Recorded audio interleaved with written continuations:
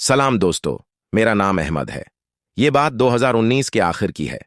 मैंने कराची के गुलशन इकबाल में एक पुराना अपार्टमेंट किराए पर लिया था।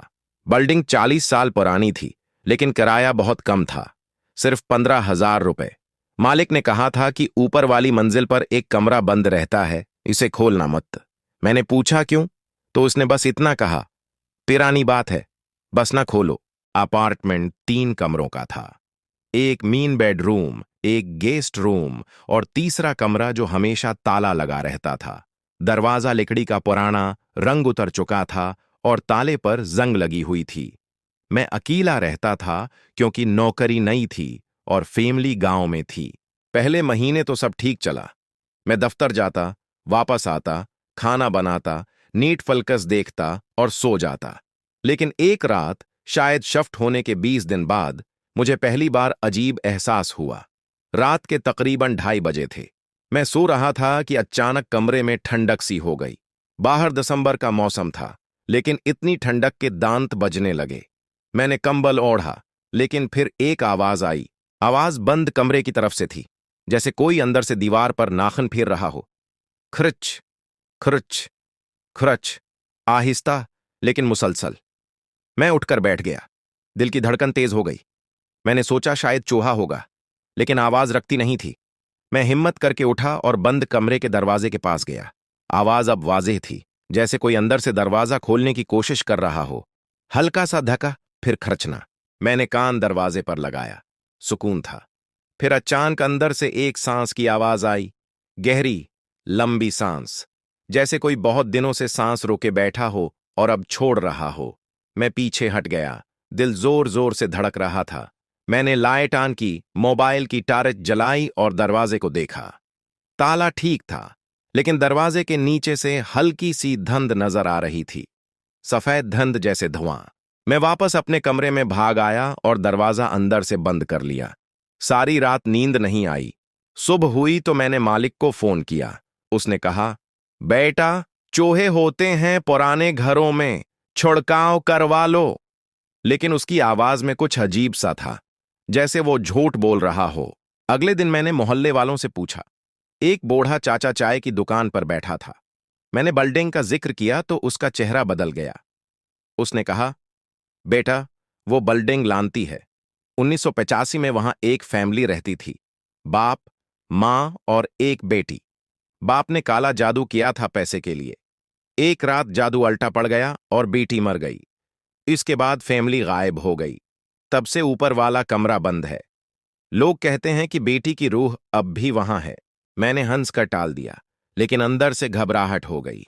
रात को जब मैं घर आया तो बंद कमरे से दोबारा आवाज आई, इस बार मुख्तलिफ, जैसे कोई बच्चे की तरह रो रहा हो। इस रात में सो नहीं सका। रोते की आवाज मुसलसल आती, मां, बाप, मुझे बाहर निकालो। आवाज बच्चे की थी, लेकिन गहरी और खौफनाक। मैंने फैसला किया कि अब बर्दाश्त नहीं होता। सुबह होते ही मालिक को फोन करूंगा और कमरा खोलने को कहूंगा। सुबह मालिक आया। उसके साथ एक मजदूर भी था।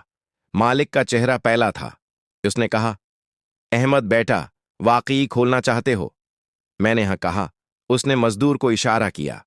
मजदूर ने ताला खोलने की कोशिश की, लेकिन ताला नहीं खुला, जैसे जंग इतनी ज्यादा हो कि चाबी घूम ही न रही हो। आखिरकार मजदूर ने हथौड़ा मारकर ताला तोड़ दिया। दरवाजा खुला। अंदर से बदबू का एक झोंका आया, गले सुड़े गोशत और फफूंद की बदबू। कमरा खाली था। सिर्फ एक पुरानी अलमारी, एक टूटा हुआ बिस्तर और दीवारों पर अजीब अजीब निशान, जैसे नाखनों से खर्चे गए हों। फर्श पर धूल की मोटी तह थी, लेकिन बीच में एक दायरा साफ था, जैसे कोई वहां बैठता हो। मालिक ने कहा, देख लिया, कुछ नहीं है, अब दरवाजा बंद कर दो। और वो जल्दी से चला गया। मैं अकेला कमरे में खड़ा रह गया। अलमारी खोली तो अंदर पुराने कपड़े थे, बच्चे के कपड़े। एक लड़की का फ्रॉक, सफेद लेकिन खून के धब्बों वाला। मैंने फौरन अलमारी बंद कर दी। रात को मैंने कमरे का दरवाजा बंद कर दिया, लेकिन ताला तो टूट चुका था। अब सिर्फ दरवाजा धकेला हुआ था। रात के 2 बजे आवाज दोबारा शुरू हुई। इस बार कमरे के अंदर से नहीं, मेरे कमरे से, जैसे कोई मेरे बस्तर के नीचे से रो रहा हो। मैं उठा तो बस्तर के नीचे कुछ नहीं था। फिर अचानक लाइट बुझ गई, पूरे अपार्टमेंट की। मैं मोबाइल की टारच जलाई तो दीवार पर एक साया नजर आया। छोटी लड़की का साया, लंबे बाल। लेकिन जब मैं मड़ा तो कोई नहीं। साया दीवार पर हरकत कर रहा था, जैसे कोई कमरे में घूम रहा हो। मैं चीखा और भाग कर मीन दरवाजे की तरफ गया। दरवाजा नहीं खुला, जैसे अंदर से लाक हो गया हो। मैंने जोर लगाया, आखिरकार खुला। बाहर निकला तो मोहल्ला खामोश था। मैं नीचे चाय की दुकान पर गया और सारी रात वहीं बैठा रहा। अगले दिन मैंने मौलवी साहब को बुलाया। वो आए तो कमरे में गए और फौरन बाहर निकल आए।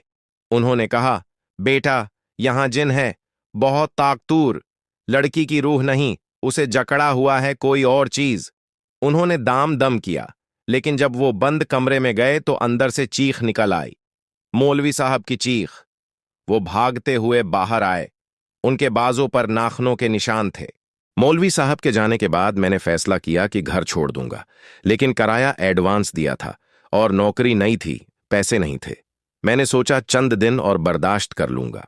एक रात में लैपटॉप पर काम कर रहा था। अचानक बंद कमरे का दरवाजा खुद ब खुद खुला, आहिस्ता आहिस्ता, बगैर आवाज के। मैं रक गया। कमरे से ठंडी हवा का झोंका आया। फिर एक छोटी लड़की बाहर निकली। उम्र तकरीबन 10-12 साल, सफेद फिराक, लंबे सियाह बाल जो चेहरे पर गरे हुए थे। वो आहिस्ता आहिस्ता मेरे कमरे की तरफ बढ़ी। मैं सांस रोक कर बैठा रहा। वो मेरे सामने आकर खड़ी हो गई। उसने सिर उठाया। चेहरा, अल्लाह माफ करे, चेहरा सफेद जैसे चाक, आंखें सियाह खला, मुन्ना खुला हुआ जैसे चीख रही हो लेकिन आवाज नहीं। उसने हाथ आगे बढ़ाया, हाथ ठंडे, नीले। मैं चीखा और भागकर बाथरूम में बंद हो गया। सारी रात वहीं बैठा रहा। सुबह दरवाजा खोला तो कोई नहीं था, लेकिन मेरे कमरे की दीवार पर लिखा था खून से, मुझे बाहर निकालो। अब हर रात वो आती। कभी बस्तर पर बैठ जाती, कभी मेरे साथ लेट जाती। मैं उसे देखता, लेकिन हरकत नहीं करता। एक रात उसने मेरे कान में सरगोशी की, मेरी माँ ने मुझे यहां बंद किया था, बाप ने जादू किया, अब तुम मेरी मां बनो। मैं पागल हो रहा था। नींद नहीं आती थी, खाना नहीं खाता था। वजन गिर गया। दफ्तर वालों ने पूछा तो झूठ बोल दिया। मैंने मोहल्ले के बूढ़ों से पूरी बात पूछी। पता चला कि 1985 में वहां रहमान फैमिली रहती थी। बाप का नाम था अब्दुल रहमान, काला जादू करता था। वो चाहता था कि अमीर बन जाए। उसने एक बंगाली बाबे से जादू सीखा। जादू के लिए कुर्बानी चाहिए थी, सबसे प्यारी चीज की। उसकी बेटी थी, नाम सुमीना, सिर्फ 11 साल की। एक रात अब्दुल रहमान ने तुमीना को बंद कमरे में ले जाकर जादू शुरू किया। मां रोती रही, लेकिन बाप नहीं माना। जादू के दौरान कुछ गलत हो गया। जिन आया, लेकिन काबू में नहीं आया। सुमीना मर गई, लेकिन रूह कमरे में फंस गई। बाप और मां पागल हो गए और बिल्डिंग छोड़कर भाग गए। तब से जो भी उस अपार्टमेंट में आया उसे परेशान किया गया। कुछ लोग पागल हो गए, कुछ गायब। मैंने इंटरनेट पर तहकीक की। पता चला कि ऐसे केसेस में रूह को आजाद करने के लिए खास अमल करना पड़ता है। मैंने एक बड़े आलम को बुलाया। वो आए तो उन्होंने कहा, ये जिन नहीं, लानत है। सुमैना की रूह और जिन दोनों हैं। जिन रूह को इस्तेमाल कर रहा है। उन्होंने रात को अमल शुरू किया। बंद कमरे में कुरान पढ़ा, दाम किया। अचानक कमरे से चीखें निकलने लगे, बच्चे और मर्द की चीखें। लाइटें बुझ गईं, दरवाजे बंद हो गए। आलिम साहब बाहर निकलने की कोशिश करने लगे, लेकिन उनका पांव पकड़ लिया गया। उन्होंने चीख मारी। आलम साहिब ने हिम्मत नहीं हारी। उन्होंने खास आयात पढ़ें। कमरे से धुआं निकलने लगा, सियाह धुआं। चीखें तेज हो गईं। फिर अचानक एक जोरदार धमाकी हुआ, जैसे कुछ फट गया हो। सुकून हो गया। आलम साहिब बाहर आए, उनके कपड़े फटे हुए, जिस्म पर निशान। उन्होंने कहा, बेटा, जिन चला गया, लेकिन तमीना की रूह अब भी है। वो बर्री नहीं, बस तन्हा है। उसे मुआफ करो और दुआ करो। रात को सुमीना आखिरी बार आई। इस बार वो रो नहीं रही थी, वह मुस्कुराई। चेहरा नॉर्मल हो गया था। उसने हाथ जोड़े और गायब हो गई। उसके बाद कभी कोई आवाज नहीं आई। मैं चंद दिन और रहा, फिर घर खाली कर दिया। अब मैं एक नए फ्लैट में रहता हूं। लेकिन दोस्तों, कभी कभी ख्वाब में सुमीना आती है और कहती है, शुक्रिया भाई, तुमने मुझे आजाद किया।